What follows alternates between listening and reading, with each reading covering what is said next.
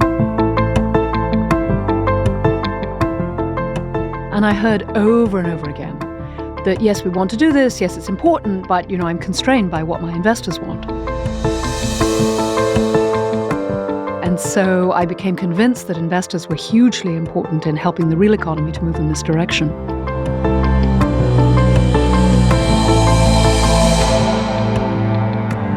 I'm David Abel, and this is Climate Rising, a podcast from Harvard Business School. Today, we'll look at how some groups are trying to persuade shareholders, CEOs, and their boards to use their influence to address climate change. We'll start with one Boston area nonprofit that has been at the vanguard of this effort. For years, the group known as Ceres has been pressing the business community to take climate change seriously. They've sought to prod investors and corporate boards to recognize how a warming planet will affect their bottom lines. But have such campaigns been effective? And why hasn't our national debate seemed to budge much? Joining us to discuss their efforts to get more Fortune 500 companies to act on climate change are Mindy Luber, President and CEO of Ceres, and Rebecca Henderson, a member of Ceres' board and a professor of general management and strategy at Harvard Business School.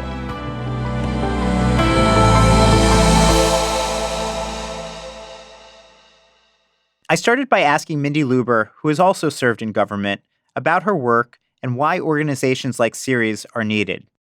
I spent 30 years or so, or 25, 26 years before coming to Ceres, trying to move issues like climate change, water, air pollution. And I did it in many ways. As an advocate, as a lawyer and litigator, I ran an environmental investment firm called Green Century Capital Management. I ran the governor's Office of Communications with Mike Dukakis to try and articulate these issues. And the key thing when I left the Clinton administration, when I left being the regional administrator for New England, was that the issues were still dominant. They weren't moving quickly enough in terms of solutions, and that we probably couldn't get to the solutions without the private sector not only involved and not only at the other end of an enforcement case, but moving forward expeditiously on their own. You can't deal with climate change or water shortages merely by lots of lawsuits. I was happy to think about going back to the law. You can change laws, and that's certainly a big part of it. But you've got to change capital markets and the big players. Largest companies, they've got the most resources, they've got the most employees, they touch the most people, and the world's largest investors. Rebecca Henderson, can you tell us why you decided to take a position on the board after all of the amazing things that you do, and what's unique about this group? So I've been working in the area of climate for about 15 years. Mostly working with what we could loosely call the real economy, firms that make things or sell things, and trying to persuade them to take a position on climate, to invest in renewable energies themselves, and to advocate for sensible carbon policy. And I heard over and over again that, yes, we want to do this, yes, it's important, but, I'm constrained by what my investors want. And so I became convinced that investors were hugely important in helping the real economy to move in this direction. So when Mindy asked me to join the board, I jumped on it because I think that the mission of Ceres is absolutely vital, and that without the financial sector taking a role in pushing firms to behave well and sensible carbon policy, we won't make the progress we need. And Mindy Luber, tell us about some of Ceres' programs, such as the Investor Network on Climate Risk and Sustainability, Climate Action 100, and Clean Trillion. What are some of the accomplishments of these programs, and can you share any failures or shortcomings of these or other initiatives? Sure. You asked before, what is the mission of Ceres? And it's part of the answer to this question, to integrate sustainability into capital markets. Now, that's just a bunch of words. What does it mean in reality? We do four things. We work directly with companies, often the largest companies in the country and the world, to integrate sustainability at the board level. We both define good governance for corporations. We do training of corporate board members around the country to look at sustainability issues as real financial risk issues that boards need to be dealing with. And we try and integrate sustainability into everything a large company does, into their strategy, into their operations, and into what they expect from their supply chain. And finally, we ask those companies to also support public policy that addresses climate change. Now, I'll say, as it relates to this piece of our work or others that I'm going to mention in a minute, we've made enormous progress, and I could talk about some successes, but I'll talk about failures as well. We are not there. We are not in a position to get to a 1.5-degree world, which the Paris Agreement says we have to get to, without increasing the scale and the scope of what companies and investors are doing by a long shot. But to finish the answer of what do, we work directly with large companies. We work directly with large investors. We work with about 350 investors whose assets total $30 trillion. It's a lot of zeros. Can't tell you how many. But to weigh in on climate, to change where they invest their money, to change what companies they put in their portfolios, and for them, too, to stand up with us in the halls of Congress and state legislatures and to support climate policy, because it's a financial matter, not a trendy environmental issue. But if we don't address climate change, we will see 10% taken off the top of our economy. It will and can be greater than the subprime meltdown. That actually was a figure that was introduced in the National Climate Assessment last year, that if we continue on the same trajectory, we will see billions of dollars in losses to the national GDP, right? It's tens of billions and hundreds of billions. If we just look at 1 year's storm damage last fall, when Houston, Puerto Rico, and parts of Florida were hit with storm damage, cost $200 billion in liabilities. Insurance companies had to pay that. Some companies went out of business.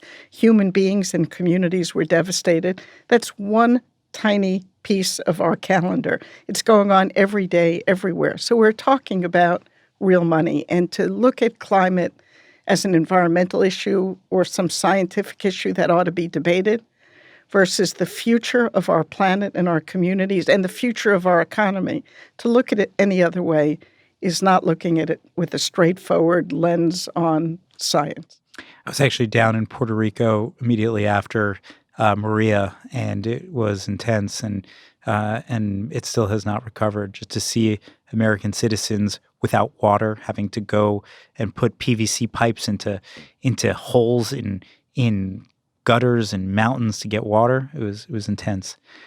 Rebecca Henderson, what are you trying to do at Ceres? And do you ever worry that the mission feels in some ways futile, in that it could be giving cover to large companies that want to show for public relations purposes that they care about the issue rather than actually taking genuine action?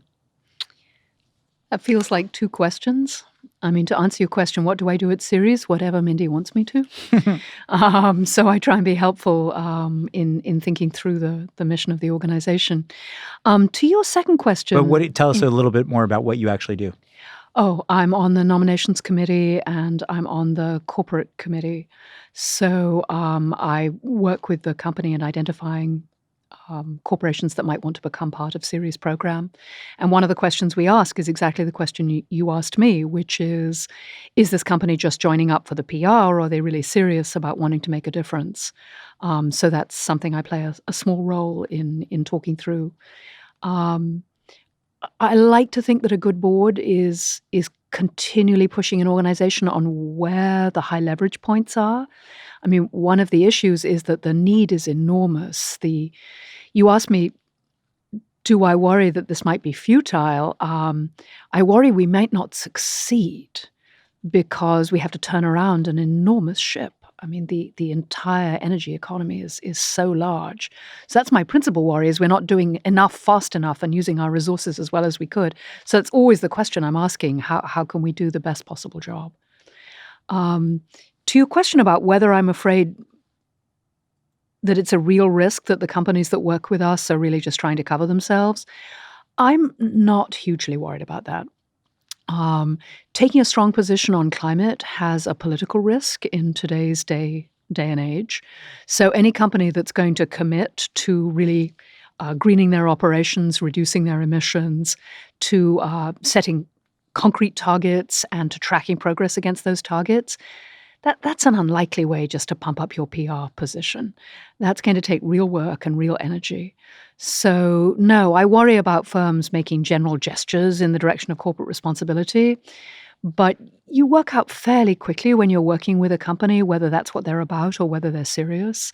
And How do you actually distinguish between a company that is taking it seriously and really acting versus engaging in lip service? so you should ask Mindy this question too, because she thinks very deeply about it. My own response is you can tell when a company is taking it seriously because it's expensive. They're taking time, they're making investments. It's not the easy thing to do. And if you visit a company and spend some time with them and ask, what are you doing concretely? It becomes fairly clear quite quickly whether they're serious about making progress. So my quick answer to exactly what Rebecca said is you ask companies to set goals and make them public. There is no large company that wants to put their integrity and reputation on the line and say, we're a climate leader, we're going to reduce our emissions by 100% by 2030 or 2040. And by 2020, we're going to reduce them by something less, but a clear number. Or a company that says we're moving to 100% renewables by 2025. Those things are trackable. You can monitor them. There are companies that don't always meet their goals, but they should and understand they need to have an explanation for it. They don't meet them. But I would say when companies put major goals out there with the support of their leadership team, they're putting their integrity on the line. Companies believe in their integrity, and I don't think they're going to do it if they have no interest in actually accomplishing those goals. And we're seeing it. Xcel Energy, a utility company that we never thought would do very much. It's one of the 10 largest electric utility companies. They committed to zero carbon emissions by 2050. Apple, 100% renewable energy by 2020. Maersk, the largest shipping company in the world, said they will have net zero emissions by 2050. So, look, you got to trust but verify. But I do trust when a company goes through the process, the analytical rigor of coming up with goals, and they have their CEO sign off on it, and it's a public goal, that's a good start. Now, not all companies are going to do that. But when they do that, it's usually a good sign. And let's talk about the companies that don't do that. Mindy Luber, some of your members, such as GM and Ford, have spoken quite a bit in recent years about the need to change their ways, such as going electric or autonomous, and do more to protect the environment. But they've also supported the Trump administration's efforts to roll back emissions regulations that would increase the miles per gallon requirements for their vehicles. What do you say to those members? Should you eject them from the group? How do you deal with their apparent hypocrisy? David, it's a great question, and it is absolutely true. I'll start with a broader explanation and without defense, talk about the specifics of GM and Ford, meaning I don't feel defensive, but it's an issue. It's a real problem. Every one of the companies we work with are complicated institutions. PepsiCo that sets goals on water, on diversity, on supply chain, on climate is great on that, and then some charge them with the obesity crisis. And I don't mean to pick them out. Every company is complicated, and none of them are consistent, except for perhaps Ben & Jerry's in Patagonia. I just haven't found them. We're looking. But Ford and GM are making some missteps. There's no doubt they're moving forward on their electric vehicles. There's no doubt that they're doing more on going to zero-waste companies, so all of the resources are not put in the waste stream. There's no doubt that they're doing some things, but their trade association, the Auto Alliance, that is fighting to roll back CAFE standards that the Trump administration put forth is not acceptable. And we're pushing them hard to change the position, to mitigate it. Ford is working a bit harder in California, where there's also an effort to roll back California standards, which are allowed to be higher than the federal government. And we're going to keep pushing. And I'm sure at the end of the day, we may have to go to the board and have a discussion about what companies stay in and what don't. It is not a comfortable position to be in, but as long as we feel like we're making progress and we're pushing them and pushing hard, we're comfortable doing that. At some point, we call the question. So it's possible that they could be ejected. We don't use the word ejected, but it is possible that, yes, that companies that are entirely inconsistent with what our mission is probably have better places to spend their resources. Do you sense that there's an internal debate raging in these companies, and what would possess them to take this action? Is it just purely a bottom line sort of thing? Well, I will tell you what the companies say.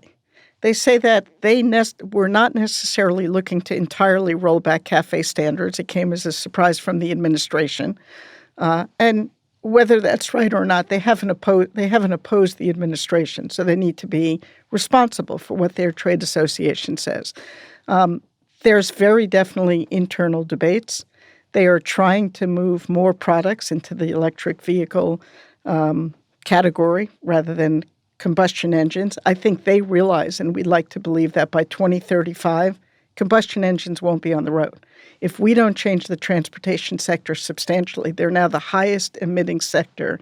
We don't get to the Paris Agreement and where we need to get. Transportation emissions account for about 40% of all carbon emissions in the United States now. Correct. To think about this, though, on the brighter side, and then I'll come back to GM and Ford. I'm certainly not averse to talking about them. On the brighter side, it used to be not long ago that I would have sat here and said electric utility companies and coal plants were the number one largest emitting sector. They're not, because we've been able to turn back the tide on coal plants, with 40% of them moving backwards, meaning winding down rather than new plants being built, certainly in the United States. Right. And so we are making progress. Yeah, and that's certainly also a part of the regulations set up by the previous administration, the Clean Power Plan set by the Obama administration, which sought to reduce coal. Rebecca Henderson, your research has looked at whether it's possible to persuade companies to take action on climate change and how to do that. What are some of your takeaways to those questions? My experience has been that persuading companies to take action on climate change means persuading them to think in a more nuanced way about the future. Many organizations have an official future, the thing that they sort of hope is going to work out, and usually the official future looks exactly like the current moment. But if you can persuade a firm to step back and say, for example, what are the odds we'll have some form of carbon regulation, or that your consumers will start to care what kind of power you're using? What are the odds that renewable power will actually be cheaper than the fossil fuel power you're relying on? If you can begin to get them to have that conversation, what are the odds that climate change will disrupt your supply chain if you leave it unaddressed? If you can persuade them to have the conversation and to really think about how the future will be different, then it becomes clear very quickly that they need to take a position with respect to climate change. Because in many sectors, the risks of climate change are high, and there's good reason to believe that the price of fossil fuels will increase or that it will become unacceptable to use them. So if you can help a firm think in terms of different scenarios as to how the future might unfold, then the need to cover your bases to make sure you're at least putting a bet against the fact that climate change might be real and have an immediate impact on your business becomes very evident. Why do you think that's so hard, given that we're seeing evidence, as Mindy was suggesting, all around us? We see that, the temperatures are getting warmer every year, just about, and we see that storms are becoming more powerful, and we see natural disasters getting worse. Why is it that companies might have a harder time recognizing that in some ways this could be a big problem for their future? So I was the Kodak Professor of Management at MIT for 20 years. I'm a specialist in why firms have trouble recognizing that the world is changing. Sometimes I think that that's my expertise. I know more than almost anyone about how hard it is to get large organizations to do new things. Everybody is busy. Everybody thinks it's not directly relevant to their business. Everybody thinks someone will come up with a solution. Large organizations are hugely complicated. They break problems into very small pieces, and everyone's focusing on their tiny piece. Climate change is a sort of huge existential risk that is so easy to avoid thinking about. So you need to help the organization step back, take a deep breath, and understand the risk that's there. But most of us in our daily life just assume tomorrow is going to be like today. Yes, we know things are changing, but we don't want to think about it. The other variant of that is there's something that I sometimes call techno-optimism out there. Are you familiar with techno-optimism? So again, I was a professor at MIT for 20 years, so I met a lot of techno-optimists. And the techno-optimist perspective goes something like, well, look at what your cell phone can do. So humans can solve any problem. We can fix the climate problem. If it gets sufficiently bad, we will fix it. And so this is a fundamental misunderstanding of the nature of climate change, that it's a sort of gradually accumulating problem. It's rather like saying, well, I don't need to go to the gym for 20 years. And if it really turns out that I should have gone, I'll go really intensively for a year and I'll be fine. No. But again, people don't think. Going to the gym is a lovely example. Everybody knows they should go to the gym, and if they don't, their health is going to significantly degrade later. But do you go to the gym every day? Do I go to the gym every day? It's always easy to put it off, and to find 20 years later that you wish you'd made a difference. So we need the same kind of interventions you need with health and nutrition. We need to take care of the planet. You need to take care of your business. You need to focus on the long term. But that requires discipline and target setting and follow through, which is exactly why I think Ceres can be so helpful. But I guess the question is the way you put it. It makes it sound rational. Like, I mean, it's climate change is the ultimate example of thinking. Of the challenge of thinking in the long term. And I guess my question is it just this challenge that we have as a society of planning for 50 years in advance? Or is there's so much evidence now, more than maybe 15, 20 years ago, that we are experiencing a crisis and that this is a legitimate problem? And that science is now pretty much incontrovertible. Mindy Luber, when you look at people hem and haw or companies hem and haw about this, is it more that they're just, finding some reason to avoid action, or are they just looking at their bottom line, and is it short-term thinking? Well, you certainly have hit a mark in that much of our financial world is built on short-termism. People are compensated based on their returns for a year, for a quarter, for 2 quarters. Investing in and seeing the results from climate change mitigation is going to take more than 3/4 of a year or a year. And that is the problem. Money managers invest in companies that are going to do great tomorrow. They're not necessarily looking at, that's an insurance company. The insurance company may have 5 years in a row of billions of dollars of payouts that they weren't planning for. That's not good for an insurance company. But we are built on a very clear set of short-term goals, and we've got to move away from that. And that is not easy. As Rebecca just said, we're asking companies to do things very differently than they have. Take a systems approach, not compensate people on what they did over the last 3 months, but change compensation systems, which we're talking to boards about, to look at what are the long-term goals and are companies meeting them? How do you tie a CEO's compensation to a sustainability metric, not just to what are the profits for the past year? How would you do that? That seems like a very complicated metric. Like, what are some examples of how you might factor in sustainability and emissions reductions to a CEO's salary? Right. Well, you certainly can, and there are a few companies that are starting to deal with that. I mean, one is set goals, as we talked about. So if a CEO says over the next 3 years we're going to move to 75% renewables, tie their compensation to doing that, or to 100% renewables. Science-based targets. We ask companies to look at what is the science of climate as it relates to their industry and to set very clear science-based targets. Pick one of those metrics. We're not suggesting that the entire compensation package of a CEO would be based on climate change, but one metric that is a very real metric as it relates to the strength and the bottom line of the company. I mean, an important part of this message is that it used to be this was a debatable issue. Now the science is clear. It used to be a acute environmental issue. Now companies, investors, policymakers know this is real. They're not necessarily acting quickly enough, but they do understand it's real. We have moved from companies rolling their eyes when we ask to talk about climate change, as in that's a nice environmental issue, to it is a financial issue. It's our job to build this into the financial body of work being done out there.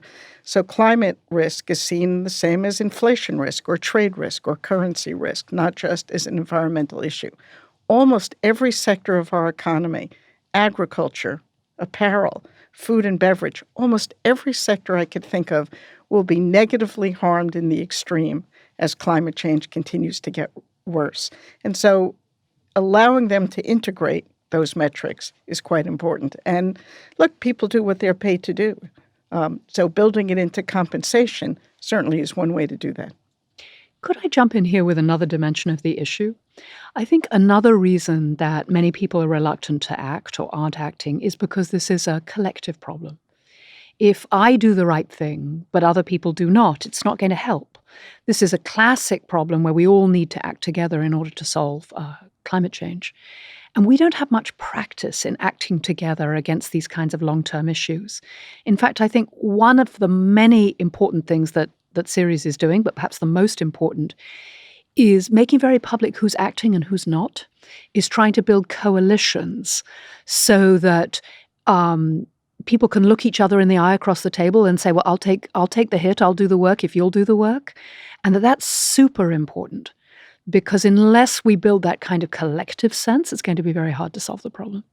And Rebecca Henderson, looking at this from an international perspective, how do you persuade companies here that it's worth their time and money to act on this when their counterparts, their competition in places like China, Russia, India might not face similar pressures and might not be acting in a similar way?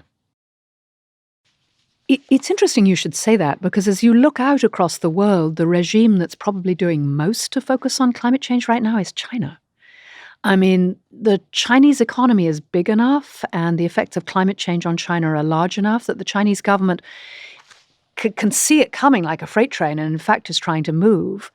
And yes, they're still continuing to build coal plants, but they are also almost single-handedly responsible for the dramatic drop in the cost of solar energy that's occurred over the last 10 years. So I think there's an element of being too Western-centric to say that this is just a Western issue and others aren't going to move. You clearly have the same collective action problem. So you clearly want all the automobile makers to move towards electric and autonomous, but the Chinese automobile makers are moving much faster than the US automakers, as I understand. When I meet executives in the food business from Asia or from Africa or Latin America, they are often much more aware of the impact of climate change on their business and feel significantly more fragile. So I'm not saying for a moment this is easy, but it's nothing like as simple as we're doing the right thing and nobody else is. This is, I think, a global problem that we're all trying to solve simultaneously with varying levels of success, but almost everyone is trying. China is a complicated case, obviously, and we have seen advances there, but we've also seen the perpetuation of coal more than anywhere else. And those coal plants are still continuing to be built. And that's obviously a big contribution to the global emissions issues. Mindy Luber, have you faced more pushback from your members and other companies since the Trump administration took power? Are more of them taking cues from the administration? I am surprised, but I'm going to tell you it's the opposite. And I'm not sure what I anticipated. We certainly, over the first 60 days of the administration, called all of our members and said, how does this affect you, your positioning? And some of them were going to take a wait-and-see approach for a short period of time, others not so much. What I'm seeing is many corporate and financial leaders stepping into the breach. They understand that this is not only an issue that literally will change the future of our planet and our kids' lives, but the future of our economy. And many of them are stepping in and stepping up and talking about the need to act on climate. Think about this past year's World Economic Forum, every major financial economic leader. 7 out of 10 of the issues on the World Economic Forum's global threats document that often frames the discussions in Davos were about climate change. Almost every session talked something about the sustainable development goals, climate, water, poverty, food availability. it is a different day, and companies are not moving backwards. In many ways, they're moving forwards and stepping into the breach. And yet our climate is continuing to warm. Emissions are rising each year globally. We seem to be far from the goals set by the Paris Climate Accord. Do you, at the current rate and trajectory of these emissions increases, do you see any other signs of hope? I mean, without any changes, it looks like now fair to say that we are on a path to the average temperatures of the planet rising to 4 degrees Celsius, which would be catastrophic. What other signs of hope do you see as someone who's at the forefront of trying to get folks to take action? So the first thing I'll say is 4 degrees, as you say, is catastrophic and cannot happen. And my hope is that as we're seeing more and more of the world wake up and willing to act, that grows exponentially. And it must. For all of us adults, if a truck were coming at our kids, we would jump in front of it. This truck is coming and coming fast, and we've got to jump in front of it. A number of things need to happen beyond just saying scale and scope, do more and do broader. As Rebecca was saying, there is the issue of expecting some players to act and other players being unwilling to act. We're going to need policy changes. It will not happen company by company by company. It can't. It can't happen quickly enough. We're starting to see policy changes around the world in different places moving more quickly than others. While, yes, we have an administration in Washington that's saying climate is not the imperative and the priority that we need. They're actually calling it a hoax. They are calling it a hoax, and that is just so unacceptable. But we're seeing state legislatures passing bills every day about higher standards for how much renewable energy they should have in their state, because they know 4 out of 5 of every new jobs in the United States has been renewables and not fossil fuels. We're seeing cities pass ordinances. We're seeing other countries act. It is changing. In a different administration, I'm sure we'll see substantial change at the federal level. We will need policy. We're excited by the fact that 3 weeks from now we'll have 60 or so companies with us in Washington talking with Democrats and Republicans alike. This should not be a partisan issue. And there are major businesses from around the globe talking about the need for policy. Might not happen in this administration in Washington, probably won't, but needs to happen after. And in the meantime, we're moving states unlike any other time we've seen. Rebecca Henderson, do you see any other signs of hope? More specifically, do you envision any possibility of the right and left coalescing around specific policies that could really make a difference? And if so, what might those be? I'm hopeful because when I first began teaching on this issue, I had 28 students in the room. And now we have nearly 300. And I've been asked to take over one of the first-year course and to make sure that this issue is front and center of every student who comes to Harvard, to the Harvard Business School. I'm optimistic because young people are seeing this as an existential threat to their future. Motions like the school strikes that we're seeing. My students used to think of it as something kind of interestingly academic. Now many of them are furious. Because one way of thinking about climate change is that the people like us made out like bandits. We burnt the fossil fuels and we benefited from the wealth and warmth and security that gave us. But we put the security of our children in enormous doubt. We set that truck running towards our kids. And the kids are getting really angry. And I think that's very helpful. Because, as Mindy says, I mean, who do we care about more than our children? We do not. And so I think it's possible we'll see a significant worldwide political movement. Many of the students I work with hate the partisan divide. I mean, my own son, who's 24, says, I can't believe we're fighting each other about something so fundamental and so basic to our future security. And when you look at the numbers of young Republicans who think that climate change is an issue and might be willing to back policy on it, it's going up quite significantly. So I'm hopeful we'll see smart climate is one of these issues where we know what the right policy is. We know we can design something that really supports business, will trigger innovation, will help grow the economy, and deal with the problem. I mean, we have other problems which is very hard to get left and right consensus on. Climate, we should be able to fix. I think we will. And make the air easier to breathe. Yes, indeed. Thank you both for joining us. Mindy Luber is president and CEO of Ceres. Rebecca Henderson is a professor of general management and strategy at Harvard Business School. Thank you. Thank you, David. Thank you very much.